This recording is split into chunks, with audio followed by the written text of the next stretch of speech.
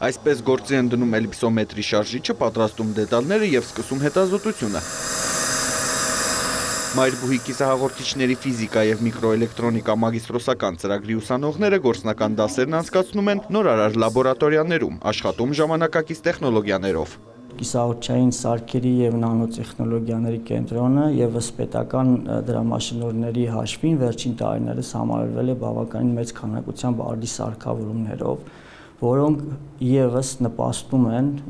մեր ուսանողներին մնալ գիտության մեջ, լինել հետաքրքրված։ Մագիստրոսական ծրագրի նպատակն է պատրաստել որակյալ կադրեր կիսահաղորդիչների ֆիզիկայի, միկրոէլեկտրոնիկայի, ինտեգրալ սխեմաների նախագծման ոլորտներում։ Ամենակարևորը ինչ կարող են իրենք անել, օգտագործել այն սարքերը,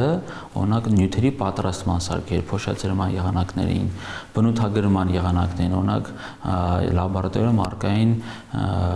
միկրոսկոպներ տարբեր, առկային տարբեր էլեկտրոնային բնութագրերը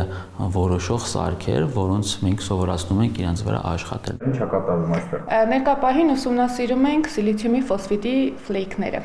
Կարծես արվեստի գործ լինի։ Իրականում ֆիզիկան ու արվեստի շատ մեծ կապ ունեն ու ամեն ինչ կարելի է վերածել արվեստի։ Գիտության ուղին բռնած երիտասարդները նաև հնարավորություն ունեն հետագայում բարձր աշխատավարձով աշխատելու հենց բուհի լաբորատորիաներում։ Ուսանողները անմիջապես ինտեգրվում են գիտական աշխատանքներին։ Այսինքն, ընդունվելով մագիստրատուրա, հնարավորություն են ունենում եւ դառնալ ուրեմն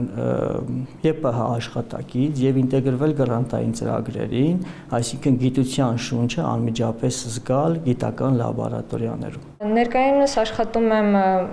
հաշվարկային նյութագիտության լաբորատորիայում, որտեղ